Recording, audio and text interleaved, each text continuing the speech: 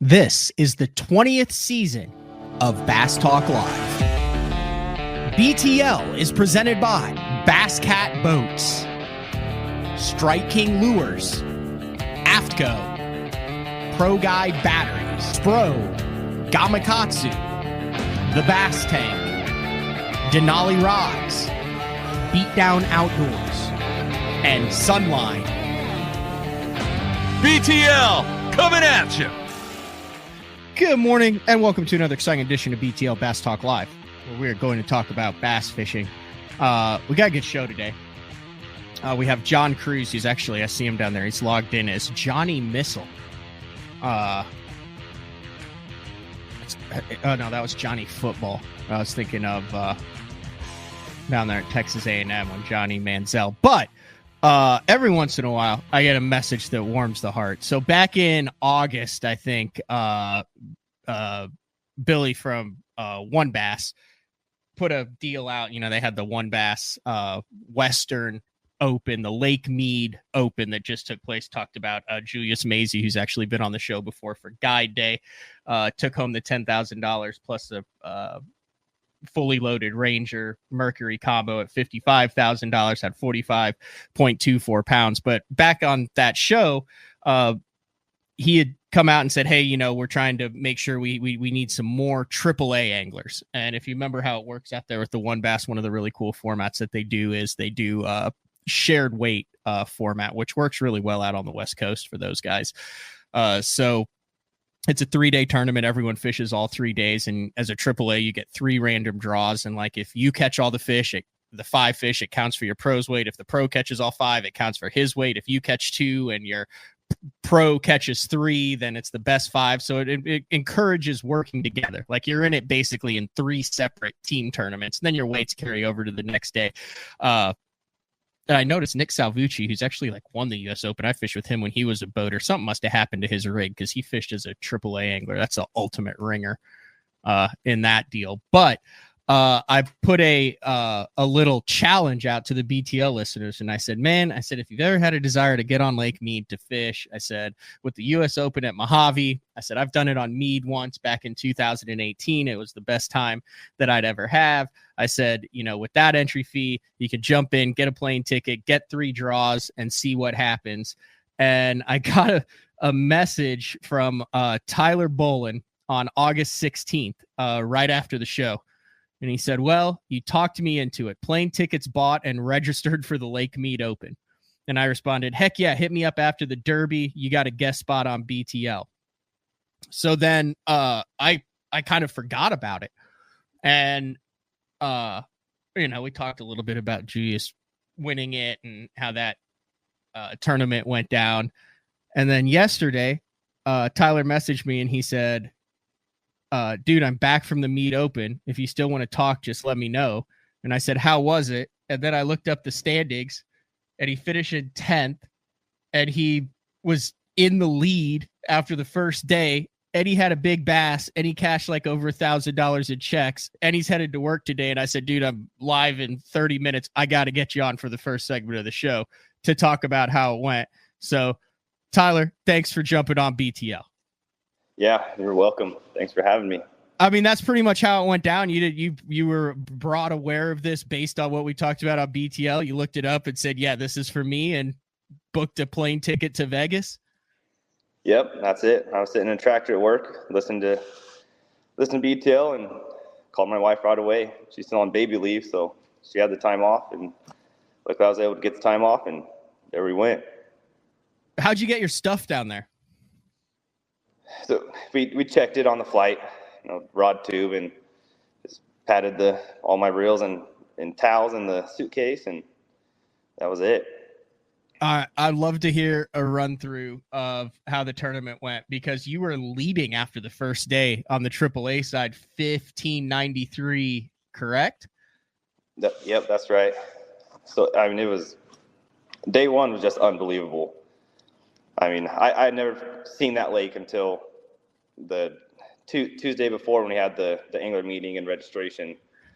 So I had obviously done a little bit of research. It's wild, isn't it? Oh, yeah. It's an insane fishery, but yeah, but just to see past tournament weights and all that stuff, and to go out there and catch what we caught was unreal. I mean, the whole day was just exciting. I mean, there was never a dull moment. And Who'd you have on that first day? Who was leading after day one? Tom Laurie. So for some reason, the guy who we had enough weight that he would have been in first place as well, but unfortunately we had a dead fish on that first day. So the boater leading after day one didn't have a co. His co was a no-show for that day. So okay. I just got super lucky with boaters and all that all the way around. Fishing wise, how was it? Like, did you guys work together? You obviously added to the creel. You caught a giant, like a Lake Mead. That's the equivalent of like catching a 6 or 7 pounder anywhere else. Were there like hugs, high five? How did that go down? All of it. I mean, Tom almost went full Ike a couple times. I mean, it was just, yeah, the excitement level was through the roof all day, all 3 days. I mean, it was not like anything I've ever experienced. What was your tournament fishing experience prior to this? Very little. My dad and my dad actually came and fished the AAA side with me at Lake Mead, but my dad and I just fished a little local lake series around here. I live in the foothills of Northern California, so we have a ton of small little fisheries. And this is actually the first year that we've done the whole series, so very little tournament experience. So did you get to go through the Narrows, or did you guys go into Vegas Wash, or like out of the 3 days, did you get to kind of experience the whole Lake Mead experience, so to speak? Yeah, for the most part, all 3 days we went the same direction. So I didn't see the lower basin towards the dam. I believe that's called like Vegas Wash. Okay, so yeah, never went down that way, but still saw a lot of the other end of the lake. Very cool. So what was entry fee for that on the COSA? It was very reasonable. It was $400. So $400. So you got 900 for 10th, 200 for third big bass, and 400 for big stringer. Yep. So $1,500. Yep. Not bad. Who'd you have the other 2 days? Do you remember? On day 2, I had Taj White, and day 3, I had Josh Bertrand. Oh, wait. Wait a second. So you go. You sign up for this thing. You ship your rods there. You're leading after day 1, and then you get to fish with former U.S. Open champ and West Coast. He's a legend status at this point. Josh Bertrand out there, and you experienced a crazy good day, an average day, and then a tough day. Yeah, and yeah, like I said, unbelievable experience. And even the 2 days, I mean, we still caught fish. Yeah. But just watching those guys, a tour level pro, go through a tougher fishing day, and the decisions that were made, and I mean, I learned so much, and that not doing this, I never would have. Did you add anything to the creel with Josh? He's like one of the nicest guys out there. Yeah, he sure is, and if I remember right, I think I weighed in 2 fish that day. Nice. Yeah. Are you going to do this again now? It'll probably be a little while, but absolutely try to jump into maybe one of the Shastas or Clear Lakes, a little closer to home. But. Oh, well, Tyler, I know you got to get to work. What do you, if you don't mind, what's your career of choice? I'm an equipment operator for a demolition company. Well, that sounds kind of fun. It has its days, yeah. So wait, you get to be in the truck that destroys stuff? Yep, mainly an excavator. But, nice. What's the biggest thing that you've taken down so far? We've done, full concrete tilt up warehouses, Costco. So Just flatten them. just flatten them, haul them off. Yeah, that's a fun job. All right, dude. I know you got to get to work. Thank you for jumping on BTL for 10 minutes here, and happy ending. Cool story. Thanks for shooting me the message, and I'm pumped that someone took me up on it, and I'm glad that you had a great experience. And you broke I don't know if you made a little money. I mean, it is Vegas, and it was 3 days, and it was a flight, but I mean, heck, probably broke even, close to it. Close to it. I mean, I had no expectations as far as doing well in this tournament going into it. So, I mean, I was absolutely mind blown the whole time, and just if it wasn't for your podcast, I never would have went. So, just a big thank you to you, and thanks for having me on. Hell yeah, good. Have a good day. You too, man. Thank you. All right, see ya. All right, that is Tyler Bolin. There's John Cruz right there, Johnny Missile. How freaking cool is that story, John? That was awesome. Made me want to go jump in the boat with Josh Bertrand. I think they had like 7 or 8 pounds that day, though, on the third day. Like All Josh right, he was on this. guys. He Maybe was on I'll- the struggle bus on that day. Let me see. I can tell this. I don't want to. Here, we'll do. I still would like to fish with Bertrand. I've never fished with him. He's one of the guys I hadn't fished with. Final pro results. Josh Bertrand he went 1429, 1073, and 796. So he got to experience like a pro's pro day, grinding out the old 8-pound Lake Mead limit. Right. Yeah. Have you fished that? Have you fished No. US Open before? No, I've been to Mead. I've not fished that tournament. Really? That surprises me. Yeah, dude, I'm in Virginia. I'm like outside of the Northeast. I about know, as but far you away got as people, can. Johnny Missile. You got people. And Yeah, I they haven't got an pulled that. airport there. I haven't pulled that card. I know Ike's fished it once, and he had to have people drive his stuff out there. So I was like, yeah, I don't know if I'm going to do that. Dude, you have to do it. It's a bucket list tournament. I've got to fish it for sure. Yeah, like you have to do it. Like it's got to be on the list. Like I said, I've done it that one time as a AAA. I look at the schedule every single year, and if it aligns, the first year it aligns, I'm out there. Yeah, well, we're getting ready to check one of those other bucket list items off here next week. So, I mean, we should just start listing them and knocking them out, right, Matt? Yeah. So I'll tell you, I haven't said this on air. So here's what I'm playing with. I want to get your take on this. What do you think would be more valuable? Three things here. Business wise, like what would benefit the business more? 2, financial wise, and then 3, life fulfillment and enjoyment. You think those are 3 pretty good things to like judge decisions off of? Absolutely. So I've been grinding in the opens this was my 5th year, right? Yep.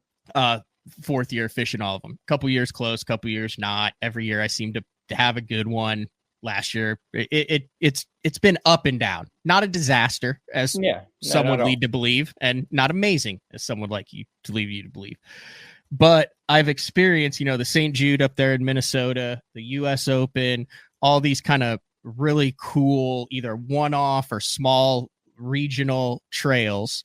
And, I'm waiting on that open schedule to come out in 25. And I'm like, dude, there are some bucket list tournaments that I would love to fish. I would love to go fish a Braden Belt down in East Texas on Rayburn or Toledo Bend. I would love to go up and fish the Canadian Open or one of those big tournaments. I would love to go out and fish the US Open. I would love to go jump in an ABT in Alabama.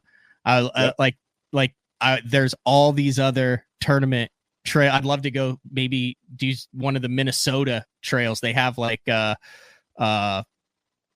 deal where it's like the every fish counts with the marshals, and it's on different Minnesota Champions Tour, I think is what they call it.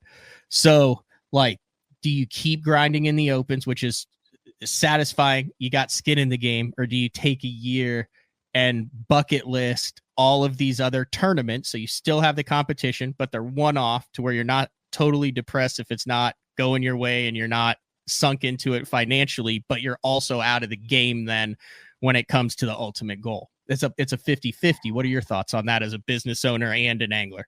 I think you're completely right. with there's huge advantages to both.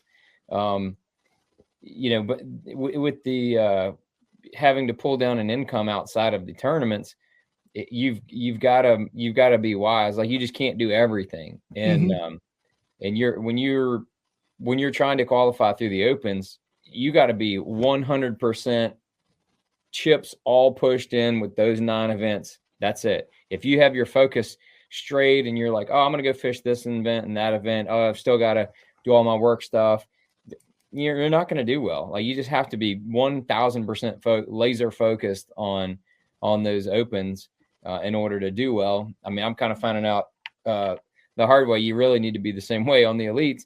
So that's just the bottom line. So it's like, are you going to try to do a little bit of everything with the opens, or are you just going to take a year and like mark off all this other stuff? And it might, you might find that recharges your batteries for having that sole focus back on the opens. Cause you're like, man, I went ahead and kind of did everything else. Now I'm going to go back to the opens and put all my effort mentally and physically into it. Yeah. That's some good advice, because then I was thinking I could also build shows like where I am regionally for that week and get all the top regional guys on and a lot of excitement, do the live shows from that, which I wouldn't feel like is taking away from preparation for the opens, which is one of the problems with doing the live shows every night after open practice. I don't know. I'm just toying with the idea. I would say right now I don't know what I'm going to do. They have that big, hospital tournament down on the St. John's. I think it's like every May. There's a tournament. I think they usually have a big one on Okeechobee in April. Like, there's so many of those tournaments that would be so much fun to fish. And then you could try to wrangle a good local. So you'd have somebody to kind of, I could fish some by myself. I could fish some with the team guys that I know. I mean, I could also jump into some local, but there's, I'm not doing the Hartwell Open next week, but there's always a couple big ones out there at Hartwell. Yeah. So it's just something that I was thinking of. I mean, you're a business guy too, and I know you still love the sport and stuff, but I think like I said, I'm thinking about it. I think you would have, especially with BTL, dude, you'd have just as much publicity for anybody that you work with that you could imagine doing that. I mean, if you went and say fished a dozen of those events around the country, it would be just bad. It'd just be awesome content to talk about. You're making me want to go do some of these things, dude. Yeah, no. So I've mentioned it to a couple other pro anglers, and they're like, dude, that's my dream, is to just go have fun. And if you struggle in one, you can fish for the win. You're not having to worry about the points, and it would bring the fun back into it. Now, Clay brings up an interesting point. He said, how hungry are you for an open tourney? That's the real question. My drive for tournament fishing still burns bright. So it's kind of like that pull, that tug of, what brings more value to you? Well, yeah, sometimes I know you're not like burnt out on the opens, just like I'm not burnt out on the elites. I love it. Like, I think about it all the time, but it would be kind of nice if you're not completely tied into it to where it's like, all right, if I don't fish this year, I could still fish next year. Mm-hmm. Like with the elites, I don't have that option. Like, you can't just like, I'm not going to fish this year and then I'll fish the following year. You just can't do that. Maybe Van Dam could, or Rick Clun could, but like, I couldn't do that. So I don't have that option to just kind of take a year and go do fun stuff and still, create content and publicity and do cool shit. All right. One more thing about these kind of regional team tournaments. So this came across the Basscast today at their website. Have you heard this about what happened at this derby that KJ Queen and Jacob Smith won? Oh, it's in my backyard, bro. I know I heard all about it. All right. I see it on the Basscast. I don't know exactly like if they were the ones who broke that story, but I will share this because this is where I saw it. There it is right there. Everything's pretty mellow in it. Just a normal story there on the Basscast. Cool. KJ Queen. He's got the goofy looking jig head that just came out, and they got the dub. But if you start reading the article, it talks about that they won with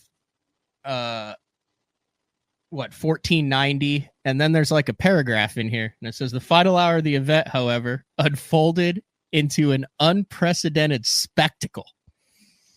As an angler triumphantly weighed in an astonishing 18-pound bag, another competitor from the crowd confronted him with heated accusations of cheating.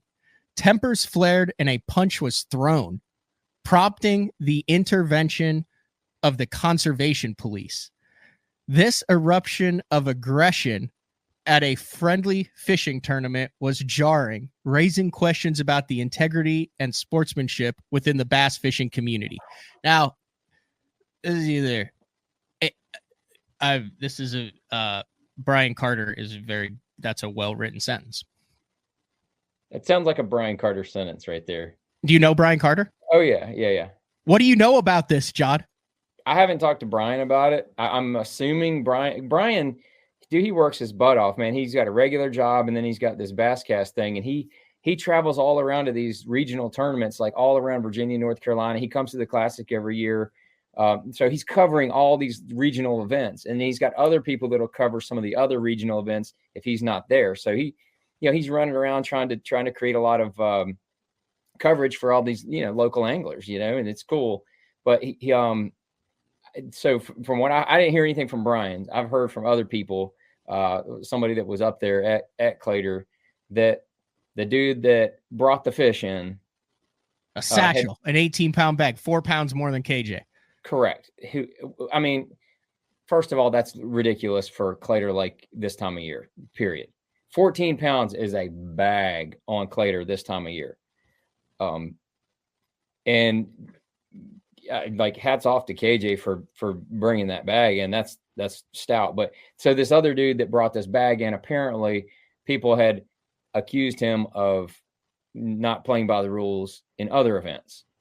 And supposedly somebody saw him getting fish out of a cage during this tournament from a distance, but wasn't able to get like good video or photos. So when they were like waiting there for him, and then he weighed this bag and they confronted him. Well, when they confronted him, I don't know exactly the series of events, but he refused to take the polygraph. And so the guy was apparently the person that accused him of cheating was very persistent, which ensued the guy that was accused of cheating of punching this dude. He rolled down the hill and hit his head on a rock. The guy that put the fake bag up and went back to his boat and fled the scene, and law enforcement subsequently caught up with him and arrested him for assault. So that's the story I've heard. Wow. That's a story. Yeah, I know. It's amazing. It's a story. It's all that's Yeah. That's just what the word on the street is right now. Yeah. Word on the street. That's the word on the street. I don't know, but they, some people have posted some stuff on Facebook with this dude's picture. Like, you ever see him at a bass tournament, do not allow. Is there not a we got weights and fish scenario here? Like no one had one of these that was like, oh, hey, here we go. Here it goes. I mean, like, cause that could. I don't know. We could try to get that. Dude, I will tell you how big the walleye cheating scandal was. And I'm sure you've witnessed this too, because you deal with a lot of people and a lot of business and a lot. Anytime that someone finds out you have anything to do with fishing and they know nothing about fishing, the first thing that is asked is about the we got weights and fish walleye cheating scandal. Have you experienced that? Right. Have you experienced that? And it's permeates society. That's what they think of fishing tournaments. Yep. So I was in Scotland last month. No way. Scotland. And I was fishing Loch Ness, which is not a good tournament venue. Great place to fish. One bite in the whole half day there. We were fishing for hoping some salmon had come through. It was more of the experience. It was 10 out of 10. I'd recommend if anybody's going there to do a half day fishing, just knowing you're probably not going to catch anything.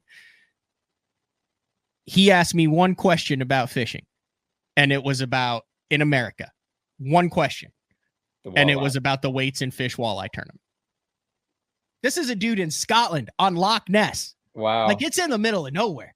You talk about viral. That's Yeah. that's the definition right there.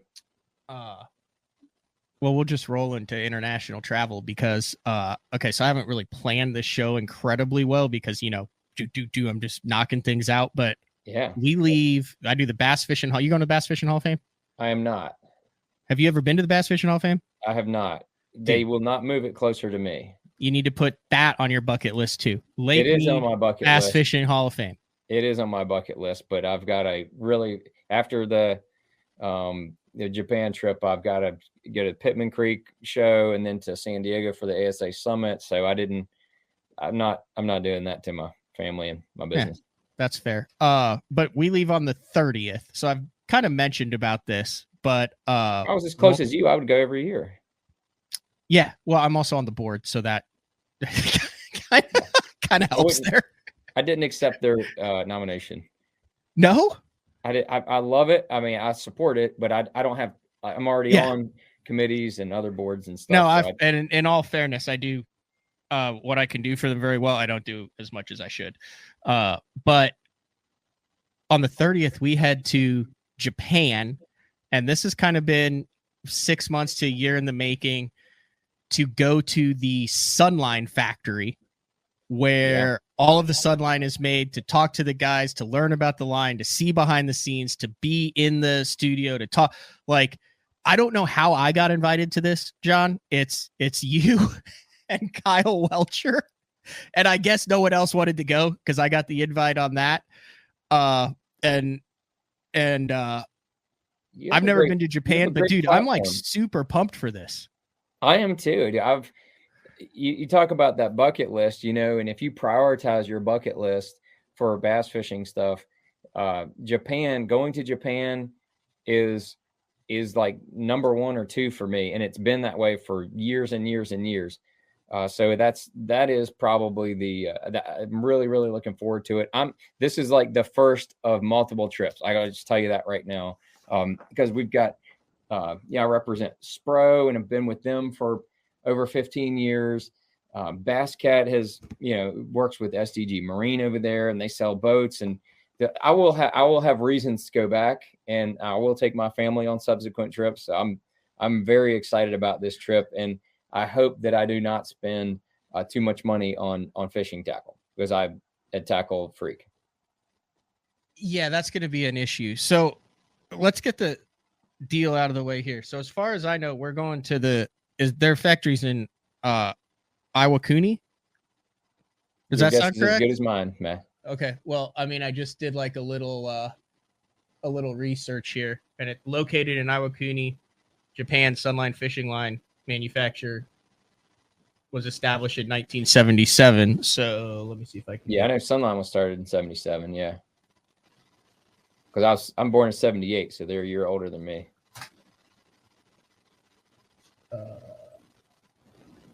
So this, from what I have seen, this is my first time looking at this. I just figured we'd do it together. So here we are, obviously.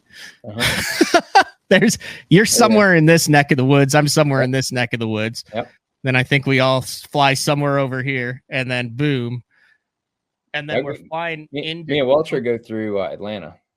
Oh, you go through Atlanta. I think I go through Dallas or LA or something. But we fly into Tokyo, from what I understand. Yep. And then we take another plane somewhere else. And then we take a train to somewhere down in this neck of the woods in Japan. So it's kind of like this south western. Yeah, that's more of down in the country in Japan. I do know that. And then we're going to do 2 days at the Sunline factory. And have you ever seen fishing line getting made? Because I've heard how it's made, but one of the craziest things, I want to see that stuff getting made. I have. I've been to the Berkeley plant in Iowa. It was fascinating. We see the braid, the mono, and the fluorocarbon. See them all getting made. The braid, the mono, and the fluorocarbon are somewhat similar. Obviously, it's just different materials going into it. But the way that they're made is kind of similar. The way they're extruded and go onto the spools, and those spools, they put them onto other spools. It's pretty amazing. I'm looking at this here, you know, where we're headed. They do nylon, carbon, polyester, polyethylene, metal, and composites. It runs 24 hours a day, 363 days a year. So they take 2 days off. Well, to probably clean the equipment or whatever. Yeah. Or, I mean, maybe like New Year's Day or something. They like give them off, everyone off one day. I don't know, but yeah, They have maybe they have different a holidays. downtime. Oh, They yeah. have yeah. They have New Year's the same, isn't it? They have, I don't know. We'll ask them. We'll New find Year's out. in Japan would have to be the same. Like, it's all the same calendar. I don't know. The Chinese New Year is different than our New Year, so I don't know if they have a Japanese New Year. But we'll find out. Yes. I said, does Japan celebrate New Year's? Yes. Japan celebrates New Year's on January 1st each year. It's an annual festival with its own customs and traditions. Perfect. There's also a Japanese New Year that is celebrated on the first day of the year. So yes, they have a New Year. Sweet. But how much line? I'm kind of teaching you up here. How much line do you think that factory produces each year in tons? In tons? Yes. Holy smokes! That's a 550 tons of fishing line. oh my god. Dude, a ton is 2,000 pounds. 550 tons. Yeah, so that's Brian New uses one whole ton himself. Did you know is he that? because of thrift? I would assume if he No, learned from Brian New- Reese. No, Brian New has he keeps 65 reels in his boat at all times, and he relines every one of them before every tournament. He goes through more line than any other pro, hands down. That's gotta take some time. Do you do that deal where you line 15 rods up if you're respooling them and pull them all at the same time? Yeah. Oh yeah, that's fun. The science to it too. Yeah. It is the largest line only manufacturing company in the world with 187 employees. Wow. I think they do some private label as well, but that just goes to show you that how much when you do something like that so much, you get to be experts at it. And they're able to try all kind of different formulas, and we know that they have a big research department. That is kind of like what I'm really, really excited to check out and see all of this different research that they're doing for coatings and for additives to the line to make them do different things. It's just it's really cool. I think one of the biggest hurdles that Sunline runs into is the translation from Japanese to English, and being able to kind of like put on the packaging what these lines do and what they're intended for. A lot of customers, even I feel like in America, that use Sunline, they still don't necessarily know what line is supposed to be for what. And I think that's kind of our jobs, is to tell them what we use for various techniques and to do different things. And if you put the right line for the right application, I'll put Sunline up against anything made in the world, period. It is amazing. All right. So second half of the show after the break, I want to just run through the 3 different types and what you use as an Elite Series Pro. And I actually have some questions about some of that braided line on the spinning reel, because there's like 4 or 5 different kinds out that are right now. Right. So we'll save that for the you good on that time wise? Sure. Okay. We'll save that for the educational portion. Before we take the break though, you did mention tackle. And I too am also a little bit concerned about this, because based on our schedule, there's a day and a half that is scheduled for quote tackle shops. And I've talked with like Justin Jones and a couple other guys who I know are deep in the JDM world. And Justin and his wife spent their honeymoon over there. Really? Yeah. Oh yeah, Justin Jones. Yeah. I think we might be in trouble, John. This is not. I don't know. This is not going to be good, because when Iaconelli and Ish went like 15 years ago, and they each spent $10,000 or more. So with inflation, that's got to be like $20,000 nowadays. That's enough to where I think you're if you read the material that's been presented to us, I think you're gonna have to declare that when you come back over, No, like for tax purposes. no. No. Anything that you own Missile. It's a bait company it's one of the big bait companies in the country. As a bait owner and as an angler, like, how important is it to lay your eyes on stuff and touch stuff and see baits that like you can't see ever over here? I'm infatuated with seeing and playing with tackle that I've never seen before. So, dude, I can't tell you. I've got boxes and boxes of stuff back here at Missile that I've bought. It's like, oh man, I've never seen that. Add to cart. I want to see it. So I'll get it in, look at it, play with it. A lot of times I never even fish with it because I'll put it in the water and kind of mess with it. Like, no, it's kind of really not what I thought it was. I can't tell you the number of baits that I've had way before that they've ever been out and been, like a big thing. I've had so many of these baits. I'm trying to think of a couple. I mean, a bunch of baits that became extremely popular and like the hardest thing. And I had them for whopper ploppers like 3 years before anybody was throwing them. I had them like the actual right bass size and everything. Mm-hmm. I threw it like 10 casts. I'm like, this is weird. I don't think it's any good.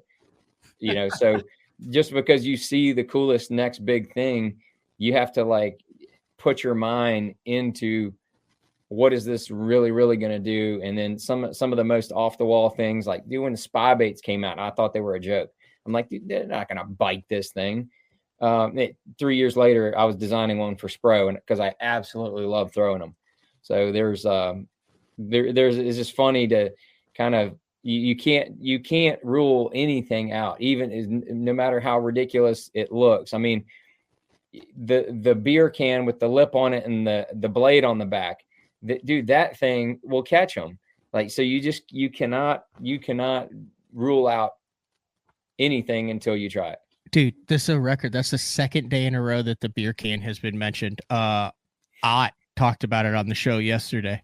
It's a thing, so I want to bring something up elsewise. So obviously one of the craziest things going now is the dice rubber. Yeah. And Ott and Andy, because they're talking about their team series win, brought up something. And I'd never really thought about this. So look at that. Get a good visual of the dice rubber there. Yeah. Oh yeah, that looks freaking awesome. But then look at this. And I never really thought about this. But like, boom.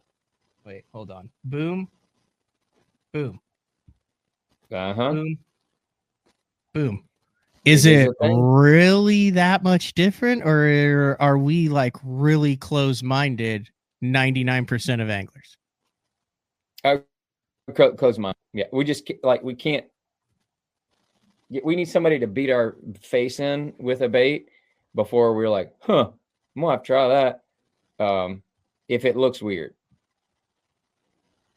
That is, and there's 100%. a lot of weird looking stuff over there. Probably that the one thing that I am not adjusting to right now, and it seemed to kind of get like big, and then I don't know if it like went away or guys just stopped talking about it. Let me see if I can find it on here. Is that the poop thing? Yeah. What are your experiences with that? I know Missile just came out with one a couple years ago. Yeah, so it like it shot up real quick into popularity, and then it's like it just disappeared. Yeah. But at the same time, if people don't know, all a poop bait is a weedless Ned rig. That's really what the thing is. And it comes through anything, and you can fish it basically anywhere you fish a Ned rig. That's kind of the deal with it. Ned rigs, the popularity of Ned rigs has dropped off as well. I think there's kind of a correlation between, the Ned rig kind of had a it got real popular, and then it's definitely, the Ned rig is definitely tapered off. Like we've seen it with our Ned bombs, it's kind of tapered off, and that I don't know that the market's flooded. I just think anglers have trended away from Ned rigs. So I think that kind of has correlated to why the the poop baits as a category kind of like got real popular, and then they just kind of petered out a little bit. Dude, they're so underutilized. I think it might be one of those that peters out for a while, and then it gets back into popularity once some people kick some butt with it. So how do you decide when all this stuff is coming out and you're seeing it? And right now, especially, I think over the last year and a half, there's been all sorts of weird stuff, especially the more cameras get in Taco's boat. Is how do you decide, like, dude, I know how long the R&D, the design, the production to get it to consumer takes, so we got to get on the front edge of this so we can get it into the people's hands. And how do you know this is like a one-off thing that isn't going to catch on, so we're not going to spend our time, our energy, our money on it? Is that just like a legit crapshoot that you just go with your gut, like, I think this is going to be a thing, or I think this is a one-off? I think that is a good way to sum it up, really, because there are some companies that in the last couple years, whatever the hot trending bait is, they bring it out to the they basically design their version of it and then bring it to the masses. Mm-hmm. That is a model that has, it's like a high likelihood of not having duds. Because if you're out there trying to like totally spearhead a brand new style of a bait or brand new trend of a bait, I'd say 70% of the time you're going to completely fail and that bait's going to flop. So it's like, are you going to have a 70% flop rate, or are you going to kind of do some more popular shapes that kind of like look like something people are used to, and then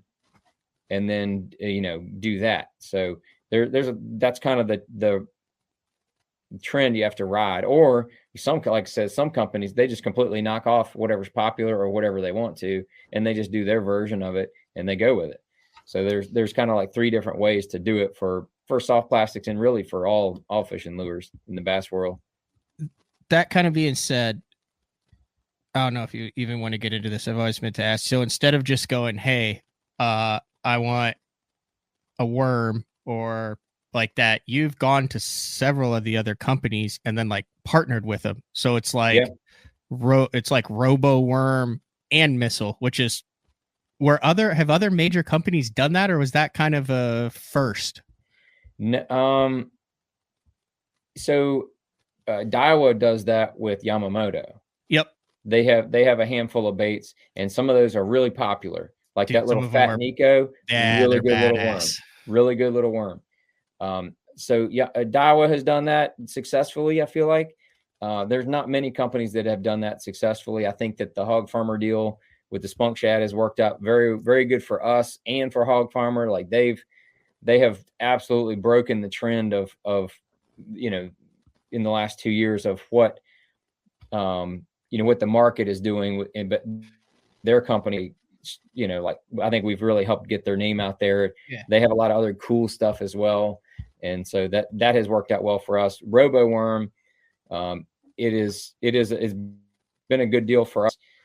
They don't manufacture for anybody else. I was talking with their general manager, Mark, a couple years ago, and we were just talking just at a show, and he said something about some OEM work, and I said, wait, whoa, time out. You'll make baits for other people? And he said, yeah. I was like, oh, hold on, I got something for you, man. So we ended up working something out, and we ended up coming out with that Magic Worm, which is like kind of the Robo Worm that I wanted shape wise to be able to do some more things other than just drop shotting. So that's kind of what I had them do, and then we did other versions on it, and we have those double bags to where you get either 14 or 16 worms in a bag for $10.99. It's kind of that's as many as they can put in one bag, because they don't actually cool their baits. Their baits cool while they're in the bags, and that's why they is that why sometimes they're stuck together a little bit? That's exactly why they're stuck together. I always wondered why you had to like peel them apart, and that's why. Yep. Yeah. So when they come out of the molds, they're still hot, and then they have a little shovel looking thing, and it puts them right into the bag, all perfectly lined up, and then they seal, and then they're in the bags, and they actually do the cooling in the bags. It's So different. you're working than with regular them, injection. but then so like Hog Farmer's still selling the what do they call theirs? The Spunk Shad? Yeah, the Spunk Shad, and Robo Worm's still selling all the Robo Worms. Yeah, but these are all. Yeah, our Magic Worms. It's a unique mold that Yeah. I had Greg design. I sent him all the drawings, and he put it into the CAD and cut the molds for us, and then we did the mini version of that. We've been beating around some new shapes, but I don't know where we're gonna land on that. We got some other new projects coming, but they're I told you I might privy you to a couple of those on our trip to Hapan. I like it. All right, let's take a break and then let's circle back to the line because I got a couple questions. We'll pull up some of the stuff and then we'll talk about some of the things that I want to learn about in Japan, because I'm not gonna say I get this question all the time. I've gotten this question before. Mainly it's co-anglers that are like, all right, tell me about the different colors, because they're confused as to what to put on. Yep. And a bunch of that different stuff. So John Cruz joining BTL. Also, Tyler Bolin opened up the show as well, talking about Lake Mead. We're going to take our first break of the show, and we'll be back right after this. The new Puma STS has been redesigned from the ground up. With the angler, design, function, and performance in mind, nothing on this new offering was compromised, and the only thing carried over from the previous version is the name. Based on the Soft Touch series hull that started with the flagship Jaguar, this new model is nimble and performs incredibly well at all speeds with either a 250 or 300 horsepower engine. Featuring a new 96-inch wide-body footprint, this hull measures out at 20 foot 7 inches in length. Industry-leading design coupled with tournament-winning performance. The Puma STS from Basscat. Feel the rush.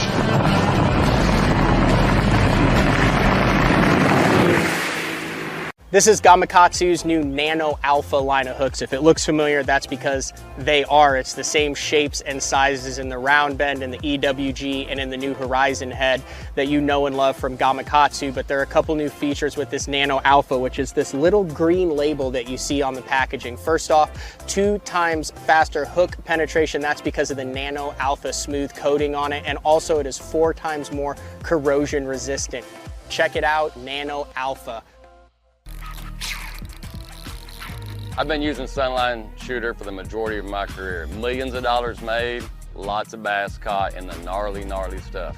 If you need a abrasion resistant, tough fishing line for the really mean stuff, Sunline Shooter is for you.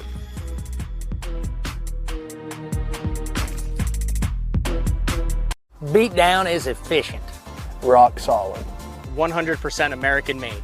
This thing is super tough. I mean, this thing is not going anywhere. I've ran the Beatdown double stack from Florida all the way up to New York. And the one thing that I know is when I get to my fishing destination, I never have to worry about issues with my graph mount. Your options are endless with these mounts, but they're steady, they're solid. These are the most reliable mounts on the market, and you can't go wrong with the Beatdown.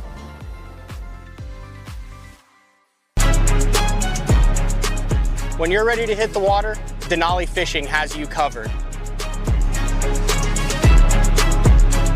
Regardless of your skill level, from beginner all the way up to tournament pro, Denali has rods, reels, and tungsten to get the job done.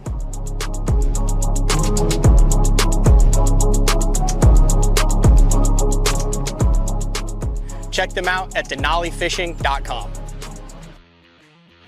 All right, welcome back. BTL on a Tuesday with John Cruz talking. We got a little bit down a rabbit hole with some baits, but primarily talking about the upcoming trip to Japan, where we're going to get the opportunity, along with Kyle Welcher, who is, dude, he's locked in an Angler of the Year battle over on the MPFL. Yeah, it's interesting because he did not have that good of a season over on the Elites, and he's killing it over there. Isn't momentum the weirdest thing in fishing? Like, I know momentum exists at everything, but in fishing, to me, it is the weirdest thing. There's something going on. I'm not saying with Kyle, but I'm saying with when you have fish two trails and you do well in one and not in the other, there's something going on mentally, whether Kyle knows it or not. I think there's I don't know. I'm not saying anything negatively. I'm just saying there's something surrounding whatever he's doing on the elites versus surrounding whatever he's doing on the NPFLs that are allowing him to have more success on the NPFL versus the elites this season. And I'll pry next week and see if I can figure that out. He's very analytical, very smart dude. But regardless, he's in the hunt for 2 Angler of the Years in the past 3 years. He's leading it right now. They're actually in Florida this week. I don't know if I'd want Drew Cook right behind me going down to Florida, but not on the St. John's. I mean, daggum, that's going to be a dogfight though. I mean, he's Kyle's a river rat too, man. He's very good on the rivers, so that's going to be a shootout.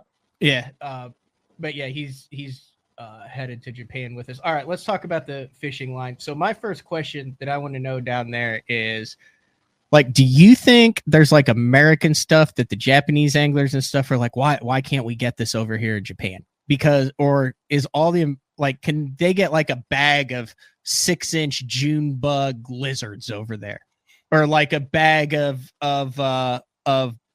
bruiser D bombs over there? Are they like, dude, you're going to America, bring back the D bombs? They have a fair amount of the American tackle over there. So I think that for a big portion of the Japanese market, they like collecting lures. Yeah. So if there's something that's American, like a Big Mac sandwich, so to speak, but for bass fishing, they're going to buy it, but they're probably just going to buy one. Unless it is a really, really good finesse bait in which you would sell more of them. So what they fish with over there is mostly, from what I understand and what I've been told, mostly finesse baits plus some large baits, like big bait kind of stuff. So it's like one extreme or the other. I mean, it's wild to me that they have a million different crankbaits that you can get over there in Japan. But when I see what people are using over there, I very rarely see people catching fish on crankbaits. But they love to design them and make them. But maybe that's part of the collector's realm over there of baits. But they're bait gurus and bait junkies a lot like the American market. So I think that is super cool. We got some breaking news. The St. John's event is canceled. Oh, because of the storm. Yeah, storm. Yeah. So if they don't reschedule that, then Welcher leads it going into the final one. No Florida for them. Yeah, that's too bad. So I asked that question, John, because I was perusing the Sunline website, and then, like, this is JDM line, Fine Float, FC Sniper, BMS, Azkaya, FC Sniper, Invisible, Batobi, Kanara, Level Line, Shooter, and Defier D Leader. That's like Stutter. Yeah, I knew that. Where's that? The Stutter. I fished the Stutter.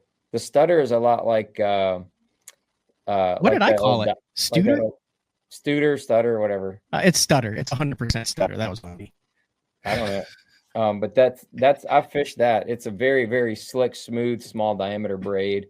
Don't frog or punch with it. That's all I'm going to say. It's not made for that. It's made for like long casting and that kind of stuff from my experience. But I have not, other than I've used a D braid before. D braid's good.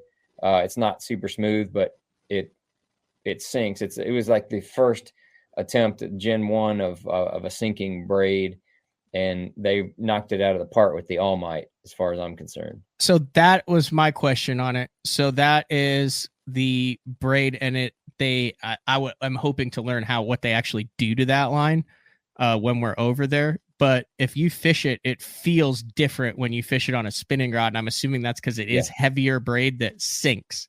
Yeah. So what it is, it has a core in the line, and then the braid is wrapped around that core. The core is what you get the density from.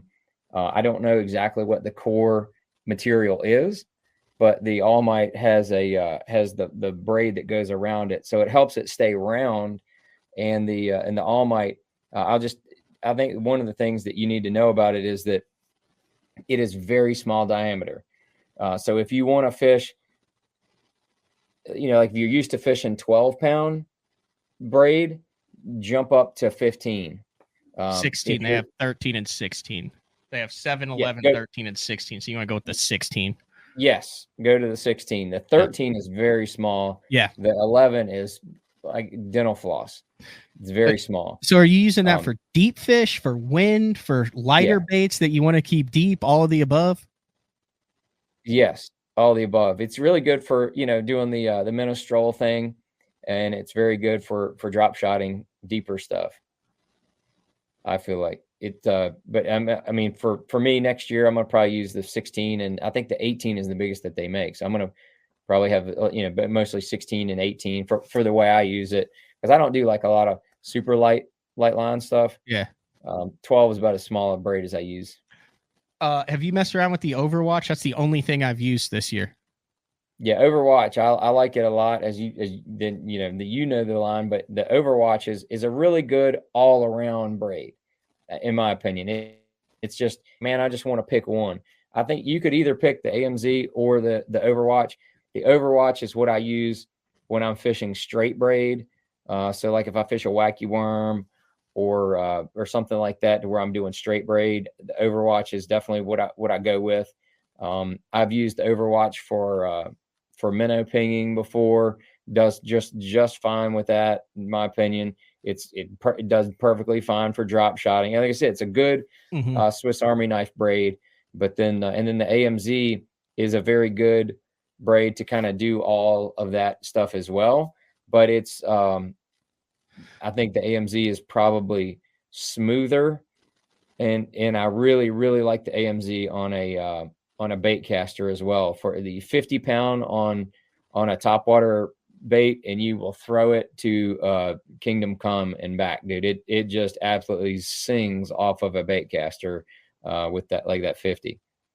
One of the things that I struggle with is knowing, like, you get a spool of Overwatch, right? So I've got right now I got 12 Overwatch on my spinning reels, and I didn't get enough. They've literally been on the entire year, and I haven't had any issues. Fades a little bit at the front, but I'm one spool for the spinning rod the entire year. But then I'll like listen to Smallmouth Guru, and he'll be like, I'm throwing it on 8-pound braid or 5-pound braid, and I'm like, really? Like that's pretty thin. And then some other dude will be like, go up to like a 15 or 16 or even a 20-pound braid because it's more manageable, like on the spinning rod. I just split the difference because I don't know what the benefits are of going like with the 8-pound Overwatch versus like a 15. Like, what are your thoughts on how to figure out what diameter of braid you want on your spinning rod? I'm kind of with you because I'd say a third or more of my my spinning rod applications are kind of like Bubba versions, where I'm putting like 10 or 12-pound leader on there and kind of horsing fish. So you can't really do that with 8-pound braid effectively, because the 8-pound braid will cut into cover if you're fishing around laydowns or brush piles or docks or something like that. So you need a little bit bigger diameter to help do that. So with that being said, that's kind of the way I tend to kind of lean more to go the other way. And I can tell you that Taku and Kiyoya, they are not throwing 8-pound braid. They are not throwing tiny braid. I'm telling you, they're throwing bigger braid. And they like to pretend they don't understand what you're saying when you ask them about it. And so I just look at their because it's more manageable. I can't tell because they won't give me a straight answer. I don't know. It's interesting. Next question on braid then that I'd like to get your opinion. So I still, up until this year, before this, I'm an if it's not broke, don't fix it type of guy. I got that right, didn't I? If it's not broke, don't fix it. Yep. Have never had any issues with the SX1, and I would order equally the green and the fluorescent yellow. Yeah. how much does this really matter, or is this simply for visual? Do you think there really are times where you catch more fish because you go with a green as a fluorescent? What are your thoughts on the colors? SX1 is a nice, tried and true, consistent braid to fish with. My warehouse manager, Mark, he loves the SX1. Like he's good. He's like, he's tried some of the newer braids, but he still goes back to his SX1 because that's what he likes and is the most consistent. And he likes throwing, 10 pound. He likes a little bit lighter because he fishes a lot of 6 pound, 4 pound test stuff. But yeah, it casts very well, handles very well. SX1 is kind of hard to beat as an all around. It's not quite as smooth as, say, an AMZ. The AMZ, I think, is probably the smoothest line that they have out right now, as far as the braids go. But I mean, it's kind of like you can't go wrong with anything that they've got. Like they've, with the AMZ and the Overwatch, it's like two different ways to kind of go about the same thing as the way the line works. Then the All Might's in its own category because it's a sinking braid with that core, helps keep the line down. That stuff that's going to get a lot of work from my spinning rods next year. But do you freak out about the color? I freak out about the color, John. Like if I'm throwing a shaky head or a Ned, yeah, I'm like, dude, I gotta have dark green. Like I don't want that chartreuse. But then if I'm throwing a wacky or it's totally counterproductive. I'm just saying what it is in my head. But like, are there any times ever where you shy away from the fluorescent yellow, the bright yellow color, where you're like, dude, like I gotta go with the green? If I'm doing straight braid, I'll either do the green or the Overwatch, and then I might color the line a little bit. But usually that's going to be in usually water with a little bit of color to it. But I've caught them in crystal clear water with straight braid, but I like making it a little bit darker. I'm not a big believer that fish see line.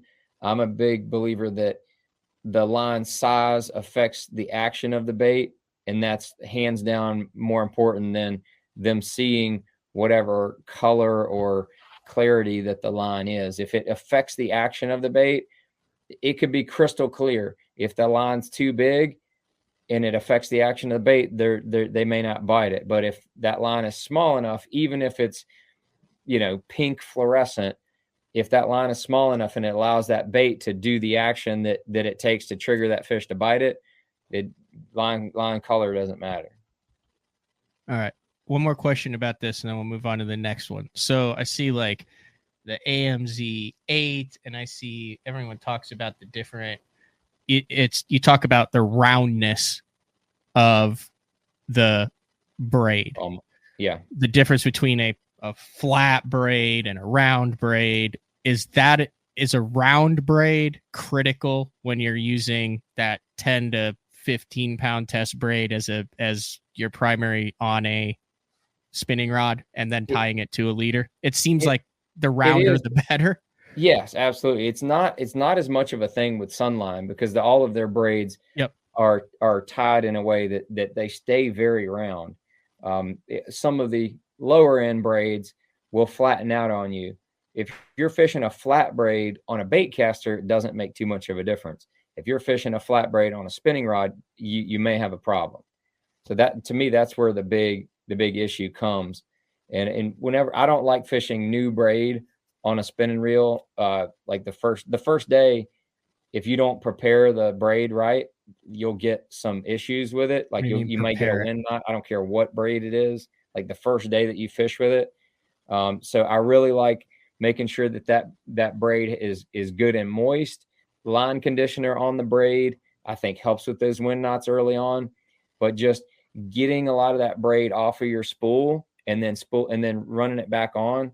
So, making, 8 or 10 easy casts, not hard casts, easy casts to get some line off, get it like a little moist and kind of get it going before you start like trying to heave your drop shot or your little minnow bait across the universe is a good way to kind of minimize your wind knots. Once I started doing that in the last couple of years, I essentially don't I very rarely have a wind knot.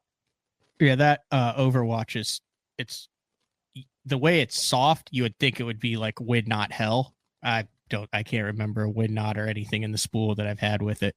Yeah. A lot of them comes from, not the greatest guides on your rods too. All right. Your thoughts on the leaders. This is something that Sunline is like, I would say is more, they've taken a saltwater approach to the bass fishing. Is that fair to say? Because like I still peel 15 feet off of shooter for my leaders, but they have the Tepo, which is the tapered leader now, the FC leader, the V hard, like little spool specifically designed. Do you use any of the smaller, 50-yard small spools that are designed for leader? Or are you a shooter or a sniper guy when it comes to your braid to fluoro leader? So I have played with a bunch of them, and the shooter is like the top-notch material that is possible to be made in fluorocarbon. So shooter's like the top of the line, best materials, period. If somebody wanted to just kind of default the shooter, not a bad idea. But as you know, the little matrix with all the different characteristics of the line, shooter is not the most supple line that they make. Sniper is one of the most supple lines that they make. So whenever I'm drop shotting in clear water, like say at the Great Lakes, I use Sniper almost exclusively because really I want that bait to have the most realistic action available. So that's why I usually go with Sniper on the clear water. If I'm pitching around cover, I've played around with all of those that you put up on that screen, pretty much every one of them. Yep. And the regular FC leader, that silver and blue box, the regular FC leader is very good. I have not had any problems with that. If I'm going to say it correctly, the Mabaroshi line that's in the kind of the green camo box, that line, it's camo colored line. It's but it is very tough. Like the abrasion resistance of this line right here is through the roof. Like if you're going to be pitching around somewhere where you might get wrapped around brush pile, docks, laydowns, anything like that, that is the line. That is the leader that you want. That is like super hard, super tough. I've had really, really good success with that. When I first got it, I put 8-pound on a shaky head when we were going on vacation with my family, and I let my 2 daughters throw a shaky head exclusively for like 3 days with it, and I never retied the leader, and it never broke. There you go. So I was like, okay, that's all I needed to see, and I've had really good experiences with it. But it is a little stiffer than say FC Sniper, and so that's why I use Sniper when I need like that clear water drop shot look. If I'm around cover, not as important, I'm going to throw that Mabaroshi, and then if it's kind of like the catch-all is just the regular FC leader. Dude, that Sniper tip you're absolutely right. I need to start carrying Sniper. I mean, I like the light line and all that stuff, but it is definitely way more supple than the shooter. Yeah. When it comes to the braid, then to wrap that up, like just your favorite all around 50-pound test, do everything. You can flip with it. You can throw a top water. You can frog with it. You can do whatever. Like if you were to just buy a spool of Sunline braid, I know they've got a bunch out, but what's your go-to on that? AMZ. That's the best all around, in my opinion. It's really good. And then the other thing, just we were talking about leaders, is for the longest time I got on a 20 to 22 foot leader for drop shot and spy bait, stuff like that. With the minnow stuff, I have shortened my leader a good bit, so I'll fish anywhere from like about a 3 or 4 foot leader with the minnow, and I feel like that you have much better hookups, and you lose a lot fewer fish with a shorter leader on that minnow. So that's my less stretch between the braid and the fluoro. Then like a better hookup, or the minnow moves different, or just the bait always stays above the fish, or I think it's a little bit of all the above you just listed. And then the other thing is that when you're throwing it out there, you can see when the fish is getting ready to come up and eat it a lot of times. and you're like, you get excited, and then like you feel that dink on your line, that smack, and then you set the hook. You don't do that. Like that is I think you catch way more fish. Like when you get that fish, just start reeling it, just reel into them. The rod loads up. I'm telling you, you'll catch like 99% of them doing that. All right. With that shorter, especially with that shorter leader. It just I'm gonna try that. Kind of works together. So I'm scared. I've been on a minnow odyssey the past 4 months, John. That's all I'll say about it. So I'm scared of I don't like having a large angry fish boat side with my knot and my guides. It has nothing to do against the knot, but like I would rather have that knot in my spool. I feel like that gives me a little bit more play next to the boat when you've got that fish. I mean, even though fluoro has less stretch, it still has more stretch. It still takes less tension off when that thing's in the spool. You see where I'm coming with that? I agree on everything you just said, but you got to get the fish to the side of the boat before you can land them. Valid point. So that is where, and I'm using a little bit lighter action rod than I probably have in the past for that shorter leader. You got to have that give somewhere. You get that give in the rod, and it balances out really nice. And then with the FG knot, I think it goes through the guide so smooth that I'm with you. I don't love hearing that ding going through at the boat. But I've not had that cause any damage either. So, is mono dead like in the tournament world, or I mean, do you even have how many tournaments this lasted? Have you? Pretty much. Only thing I do with mono is put a leader. I use it for a leader on some topwater baits. The only topwater baits are the ones that stop, like a popper or a prop bait. Outside of that, I don't use any mono. Like super heavy, like a 20-pound test leader on it. Right. I think there's still a bunch of guys that just like mono. Like a lot of old school guys out there on the East, like a lot of guys who flip. Aren't there still a bunch of guys though that just love flipping 25-pound test mono? Well, there's still a big game contingent of people. Yeah. That still fish the Berkeley big game.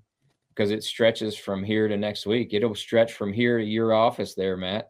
I mean, will not break. Yeah, it won't break, but you don't have any feel. You don't have any real. I mean, I caught a zillion fish on big game, but you have to re-spool it about every third day. It has its place in time for sure. Yeah, and then the fluorocarbons. You talked a little bit about the sniper and the shooter. So for the last 7 years that I've been using Sunline, I'm hoping to learn more about this. Like when we go to the factory to like understand why this is. If you're setting the hook on something and it's a slow moving bait, shooter. If it's a winding or a moving bait, sniper. Done.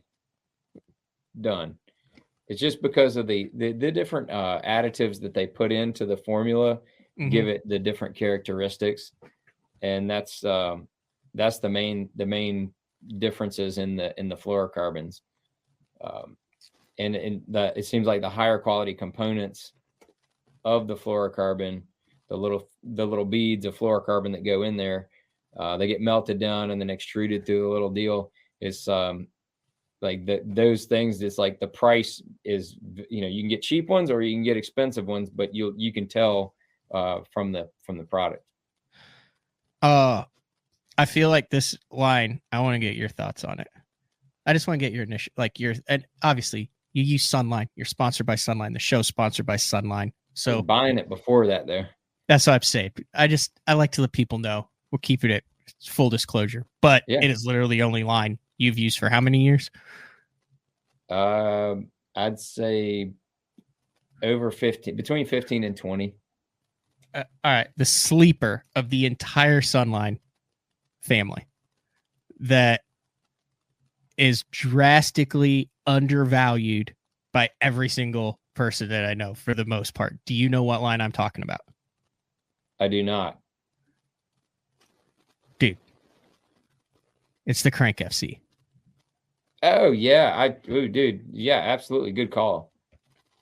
That's the I used that more than anything else in the family, especially with what we're doing these days. That plasma coating on that is the real deal. And if I'm cranking less than 10 feet deep, that's what I've got on. And that's my go-to for like a rock crawler, wiggle work kind of bait as well. You have that plasma lets you cast so much further, and that plasma also deters the abrasion resistance. So I don't know what the matrix is on the abrasion resistance, but it's got to be off the charts, because I'll cast and bang into rocks for an hour straight, and you really don't feel any abrasions on that line because of that coating. It's pretty wild. It is the 10-pound Crank FC, when you're scoping with a jerk bait, is hands down the best line you can get as far as accuracy, smoothness, strength. Like if you normally crank with 10, go up to the 12. If you normally crank with 8, go up to the 10. I'm also interested when we go over there and learning about true diameters. I know that's a big thing with Sunline in Japan, on how, like, I remember before I'd ever used them, like, Jason Christie throws a spinner bait on 23-pound test line or 22-pound test line. Like, what the hell's he catching? Like, and then you do it and you're like, oh, well, it's like most 18-pound tests for other diameters. Here's what I want to do real quick. So I have 2 of these Sunline gift cards right here, John. Yep. And I'm just going to randomly pick for the show right now some comments, and each one of them is $50 to $400 on sunlineamerica.com. It is 30% off a one-time order up to $400, between $50 and $400. So, like, I'm just going to randomly pick comments here. I still don't know how to do that, and we'll see who I land on. Gabe, I landed on Gabe. Like, this was the comment that I landed on. So, Gabe, if you would like one of these cards, matt@basszone.com. All I'll do is give you the code on the back, and then I'll throw it away. You can use that on sunlineamerica.com. And then I'm going to scroll again, just hit random comments. Oh, shocker. Clay, that was the comment. Oh, I'm not even kidding. That's what it ended on. Yeah. So Clay, if you want 30% off, matt@basszone.com. See, this is stuff I can give away and not have to ship to anybody. So done. Those 2 things. But yeah, I like the Crank FC a lot. Yeah, that is a good sleeper call. That's really those are the, outside of the leaders and the braid, I carry, the full gamut of shooter and sniper, and then Crank FC. That's it. Yeah. The structure is really nice. I have not used it enough to know it has that kind of slick feel to it too. Yep. And then over the past 3 years, I haven't done much structure fishing. So yeah, I mean, if you got guys that are just like, they drag a worm through a brush pile, you might want to pick a spool up, because you might really, really like it. But outside of that, it's a very, technique specific line. Yep. I bet we'll be able to get some more of these. We'll throw 3 in there. Ben Fishing, matt@basszone.com. I got a 3rd card for you, 30% off. I got Ben Fishing. I'll check them. All caps. I'll check them. I'll check them after. Anything else on the Sunline front?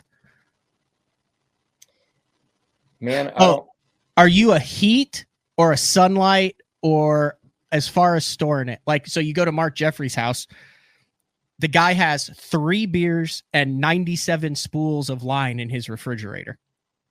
Huh. I have a Rubbermaid tub of line, sniper, shooter, and braid in my unheated garage that gets freezing in the winter and 100, but it never touches the sunlight. I've heard 50-50 on this. The sun deteriorates it, the heat deteriorates it. Like, how do you store this stuff, and how long is like a spool good, in your opinion, from what you've experienced? Yeah, according to Sunline, and this has been, UV light does not hurt fluorocarbon. It actually reflects the light. The nylon lines will absorb UV light, so that they will effectively be damaged slightly from extended sunlight. But the heat thing, it was a big deal for the fluorocarbon for Aaron Martens. Like, he wanted his line to stay at room temperature as much as possible.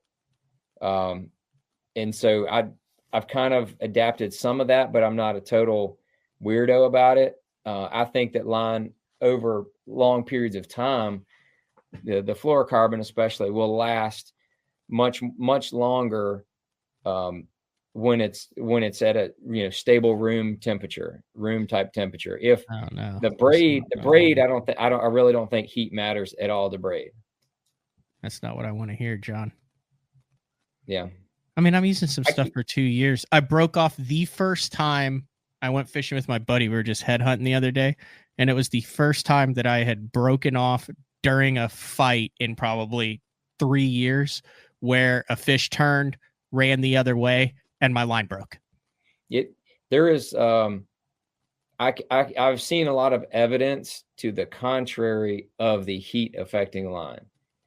Okay. I know people that store their line in their boat all year and don't have any problems with line. And according to Sunline, though, fluorocarbon does not deteriorate from extended heat. Now, obviously, within reason, I think their extended heat was like, a little over 100 degrees, which is, it's probably what it would be like in the back of a truck, in the summertime. It's not going to get up to 250 degrees or 300 degrees, which would probably deteriorate it. But some extended heat for what we would consider heat is not, according to Sunline, this is what they said at the sales meeting last year or this year.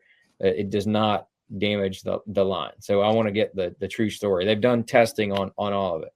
Well, I mean, I just wanted to get so full disclosure, if you go to Sunline, one of the cool things that they do with Sunline is there's all of these Q&As and all this info online that we're going to learn about that goes down to a lot of the questions that I ask you.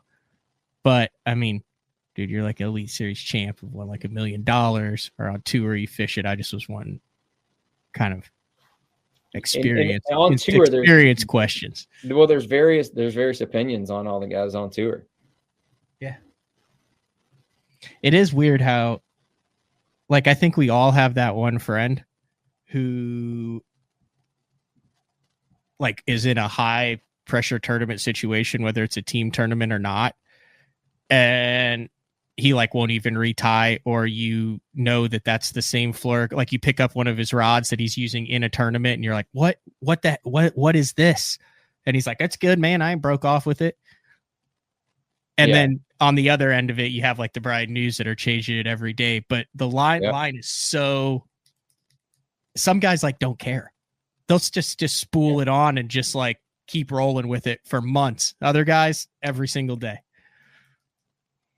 Yep. Yeah. I think it's just what you got to make sure you have confidence in it. A big part of like extending the life of your line, in my opinion, is making sure that your worm gear and your reel is clean and all of your guides are clean on your rod. I mean, I know a lot of pro anglers, they never clean the guides on their rods. The guides are where the dirt gathers as you're reeling your line out of the dirty water. That's where it gathers, is there. And then on the worm gear, I clean my guides on all my rods, like every tournament. And you'd be surprised if you go through every single guide and then look at your towel or paper towel or whatever you're wiping it off with, like, oh my God, look at all that dirt that's on there. And then your line stays smoother longer and it has less abrasions because it's not, getting scraped through all that dirt. How do you clean your guides? Usually with the microfiber towel. I squirt a little line conditioner or something like that on the towel, and then I just clean them. So it'll put a little coating of line conditioner and get all the dirt off at the same time.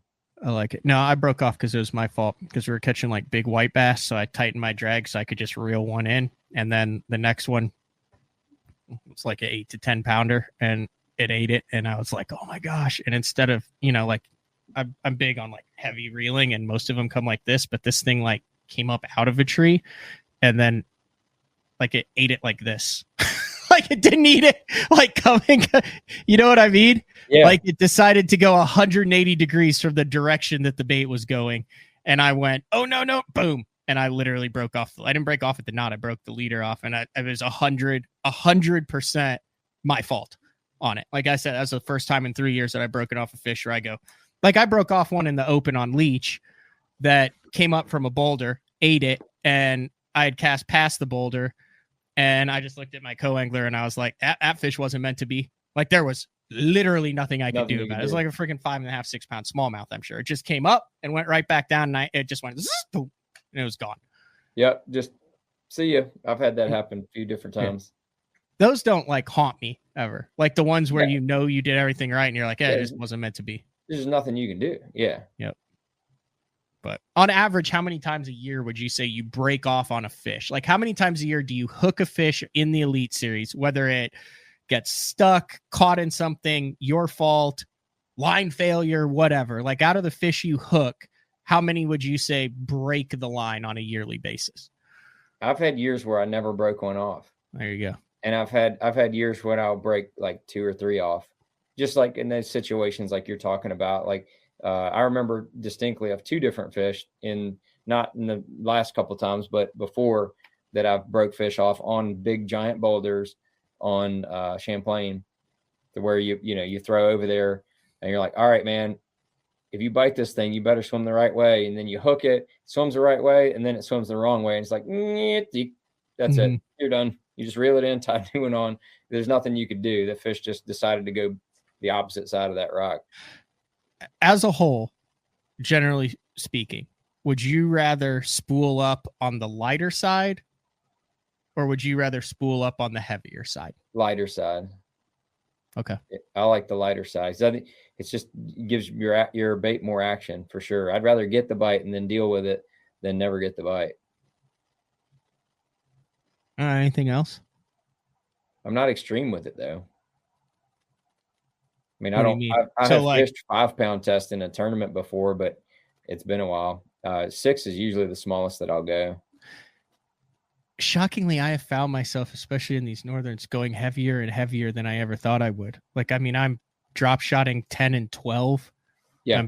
I'm minnowing 12 and 14. Like, I'm like, holy cow, they're still eating this stuff. Yeah. So Ed Locker, and he will fish bigger line than let's say me and Brian Schmidt. Yeah. We all room together, and he's like, I don't think it makes a difference. I think well, a lot of smallmouth up north, I feel like they're just totally reactionary. But then there's a lot of times when you catch them in the right mood, you could throw a battleship rope and it'll be fine. But smallmouth can be unbelievably picky when they want to be, and you don't know when they're going to want to be. So you kind of have to be able to balance, I think, light line and then, line that you can get them in an efficient, quick manner. And then Ed got humbled real quick when he was fishing the same spot a couple of years ago at St. Clair when him and Taku were sharing this area. The first day they both caught him pretty good. And I can't remember if it was the second or third day. Ed said I think he had 1 fish and Taku had caught literally 15. He said he was hooked in a fish and landing a fish like the entire first hour and a half of the morning. Like he never was not hooked up. And he said they were literally going in circles around each other. He's like, we're throwing directly at this exact same fish, and he was absolutely blistering him. So he's like, okay, maybe there is something to the line size. Who partied harder after the win, Ed or this year, or you in 2022 after you won on the St. John's? I partied harder than Ed did when he won this year. Yeah, so does that answer the question? Oh, you partied harder this year on Ed's behalf. Correct. That had to be pretty freaking cool, dude. Like, I mean, it's kind of established kind of your guys' relationship and stuff, but to see him go out in a tournament like that on a fishery that you guys are familiar with, have history with, with all the minnow pingers and drop shot, like, at everything going on, and do it the way he did it, old school, and like with the jig and the dragon, like that had to be a pretty cool win to have a little piece in. Yeah, I mean, it was pretty interesting because he never would have won that tournament if he was in it for the points, because he would have fished in the part of the lake that he always fishes and he loves, but that's where a lot of other anglers were as well. So he went down the last day of practice to this section that he didn't even know anything about. He said, man, it kind of looks good. He said, what do you know about it? I said, I know they win tournaments there in the spring. He's like, that's all I need to know. So he went down there and had a pretty good practice day, not like out of this world, but he had a 5 and a 4 and then some other decent fish. And I said, dude, there's a lot of fish there. You just got to figure out how to catch them. And first day, first 2 days had just magical days. Third day, things started to tighten up a little bit. And then that fourth day, things got tough. And he saw a little point looking thing that looked good. He was going to fish. And so he stopped short. And when he set the boat down, he saw some blips on his 2D. So he drops the trolling motor, looks backwards, sees a bunch of blips, throws backwards, and then commits to catching like whatever, 14 pounds, 15 pounds, like almost immediately. And then called a couple more times. So like, that's one of the turns. It was meant to be for him to win it. And then just to kind of stay fresh and stay in the moment of what he's doing. So it was cool to see him and everything else. It was awesome. Wait, so your house is Brian Schmidt. So Schmitty, you, and Ed. Yeah. So we you're had Derek, but he retired. So he's right. He's still with us in spirit because we always text him and harass him. I like him a lot. Events. So your entire houses all have had Elite Series trophies in the past 3 years. Yep. That's freaking cool. That's pretty awesome. Yeah. Ed said he felt like he was, not living up to his end of the deal. And then, so now he feels like he's got, if he can get one more, then he'll be on par with me and Brian. And then I would assume Ish would join the melee if a miracle happens at the last Open at Hartwell. I don't know how it's going to work, but me and Ish are 100% rooming together if he qualifies, and everybody knows this. So and if he qualifies, we will probably bring Ike and Ellie back into the mix. Oh my God! So I don't know how this is going to work, but I just want him to qualify and we'll figure it out. Yeah, it used to be you three all the time. Yeah, for over 10 years. Yeah. Matt Adams is in 9th, 1285. There's one event left. And Ish is in 14th, 1194. Bo Browning is actually in 10th. They're tied, so 1285. Yeah. But the top 9 go to the Bassmaster Elite Series in 2025. So he's got to figure out a way to make up 90 points. If anything was going to work into Ish Monroe's favor, with this tournament that's going on, this lake and getting absolutely douched with rain here this week, might be what he needs to have all the stars line up for him. I feel like.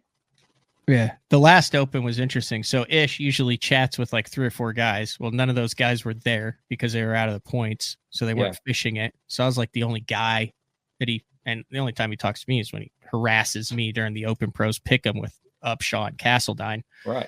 And it's like second day of practice and my phone rings and I'm like, oh, something's wrong with Ish. Like he must have broken down or something. And he's like, what's the word? What's up, Hanger? And I'm like, hi, Ish. Like, what, can I help you? And he's like, no, he's like, dude, like, he's like, my other 3 guys aren't here. I was like, so I'm the backup. He goes, yeah, 100%. You're the backup. You're the guy. He goes, but I need it. He goes, they biting in the middle. And I was like, yeah, kind of. He's like, that's not what I needed to hear. But he's been super cool, like in his attitude and stuff of having, I mean, dude, it's Ish Monroe coming back through the Opens. And I'd like to see him back on the Elite Series. Yeah, completely selfishly, I would like to see him back on the Elites, but somebody that's been around, and it would be a good veteran presence to have back on tour, I feel like, and be I think he brings a lot with all of his energy and how boisterous he is, and he's fun to have around, man. I think for the whole tour he'd be fun to have around. God. Yeah, the rookie class next year is pretty ruthless. Fothergill. I put Ish as like the last person that has a chance because there's a little gap below him. So yep, I would agree. Washam has 11. Ish's chances at May because of the situation, because it's the last one. A lot of guys are going to feel the pressure. It's not typically the easiest fishing, and now the lake's probably going to come up. Probably going to get fairly stained in some places. I think that'll throw a loop for some guys. I put his percentages at making it at like 20%. Dude, I mean, all you can ask for is a chip in a chair. It's a 1 in 5 shot.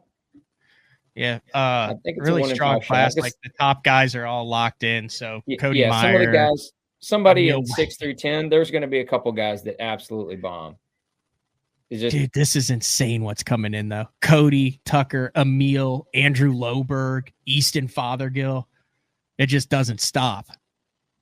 yeah, Fothergill's, he's on another level. You right chatted now, with dude. him before? No, other than commenting on his page after his second win. I told him that I was looking at changing my last name to Cruzgill. Cruzgill. I like it. Yeah. Andrew Loberg doesn't miss. Emil Wagner is insanely good. Like, I just had this conversation with another open angler. I was like, hey, like, we've seen each other a lot this year. I said, have you seen Emil Wagner a lot this year? I said, I feel like I've like kind of been fishing by him in like 6 of the 7 of the opens. I said, and like, I have not done very well. And I'm convinced that guy just catches fish that other people can't catch. And he's like, dude, I thought the same thing. He's like, I see him all the time. He's like, he'll be on a point that I was just on and didn't catch any, come in with 22 pounds. I was like, he's just one of those fishy dudes that can get fish to bite. Mm-hmm. Yep. Yeah, that's what people ask me for years. They asked me, like, why is Kevin Van Dam so good? I said, he has the most unbelievable ability to make fish bite that don't want to bite of any angler I've ever seen. That's probably like the one skill that he's at, like, you know, skill level 100, and everybody else, it starts at 95 or below. All right, well, we'll see. That takes place in October. I'm headed to the Bass Fishing Hall of Fame this week, and then we're headed to Japan. Stay tuned to John Cruz's social media. I don't know what you're planning on doing from there at the time difference. Yeah. I'm going to work on doing a BTL from Japan at some point, so you guys might have to set your clocks to 2 a.m. Well, I don't know how that works. Yeah, it's with 13 hours ahead, so we'll have to either be early in the morning or late at night for people to be kind of in the middle of the day. We'll make it. But, dude, I know you're a busy guy. An hour and a half in. I greatly appreciate the time and looking forward to the trip coming up, John. No problem, brother. Yeah, I'm looking forward to it too. And thanks for everybody watching over here on BTL. Big fan. And you guys have a really cool platform going on and a nice community of diehard fish heads, which is what we are. Heck yeah. All right. See ya. Thanks, man. All right. That is the one and only John Cruz. We'll take a final break of the show. When we come back, we'll check in. I'm going to talk about this for 3 more days. We'll talk about the Bass Fishing Hall of Fame auction that is going on. Like, boom, you get your hands on some of those. You can get your hands on that. You can get your hands on some crazy crankbaits. All sorts of stuff going on. It's BTL on a Tuesday with John Cruz. We will be back right after this. Hey guys, Brian Schmidt here with Spro. I'm going to talk to you about the confidence I have in the equipment I use. You know, I have a charter boat business back home in Maryland. We fish for saltwater fish, and I also fish the Bassmasters Elite Series. So I keep my lights on by fishing. I have to have a lot of confidence in the equipment I use. Spro has me covered from head to toe, saltwater, freshwater, everything in between. A lot of high-end quality product. Spro has you covered.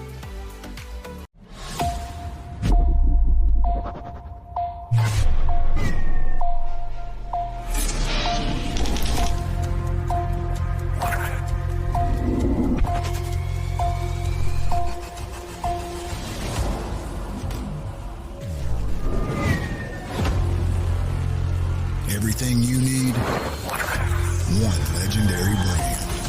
Top on Strike King.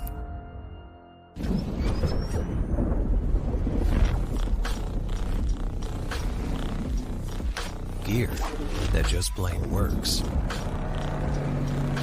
Cast after cast after cast.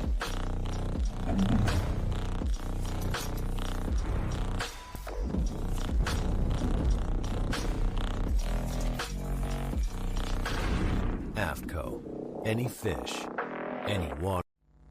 Your early morning mentality is your every hour mentality. All gas, no brakes.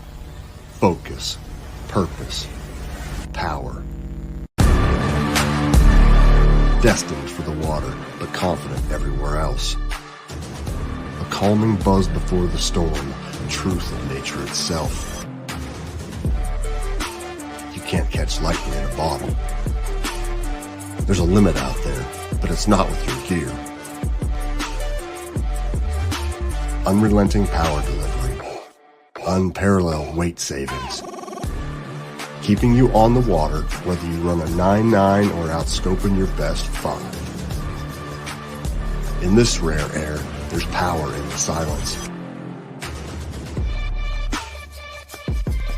It's a mindset, thinking only of the things that matter and freeing your mind from the things that you trust.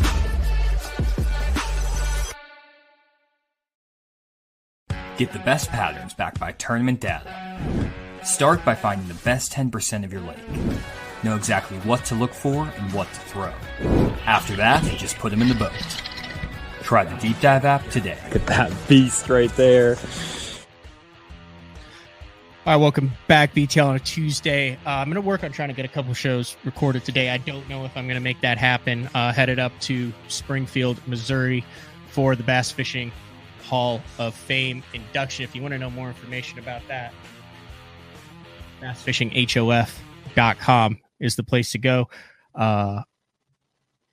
Share that screen real quick. Boom. All the info on it. Info about the 5 anglers that are getting inducted this year.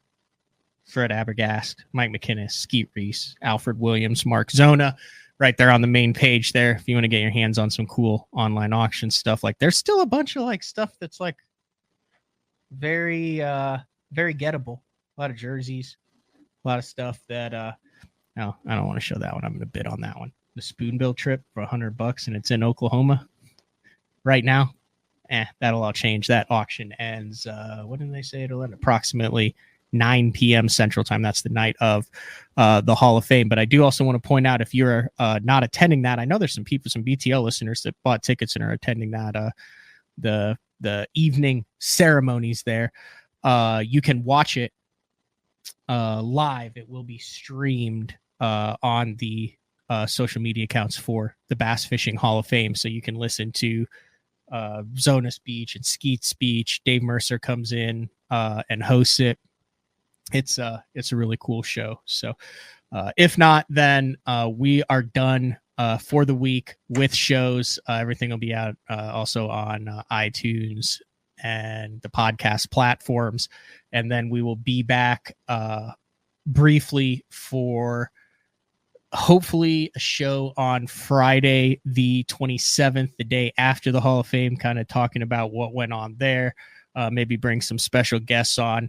Might do a couple weekend shows there on the 28th and 29th, and then stay tuned to basszone.com and my Instagram at Matt Pengrak, where we will come up with the schedule for Japan. I get back from that the 5th, and then quite frankly, I'll be at Grand Lake until it goes off limits practicing for the Bass Nation Championship. So really big shout out. I just thought that was a cool story for Tyler Bolin.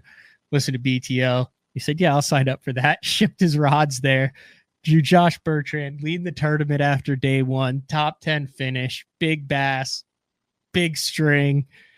$1,500. Got to ride through the Narrows. Contributed to the Satchel each day for his pro anglers. Dude, that's what it's all about. Like, you could tell the dude like loved the excitement, loved the experience. Shout out to Billy Egan for what he's doing over at One Bass. Good stuff. All right, that is all we got for today. Like I said, stay tuned, basszone.com for the schedule for the next week. Thanks, John, for jumping on for an hour and a half. I know he's a busy guy. That meant a lot to me. So we'll talk to everyone later. See ya.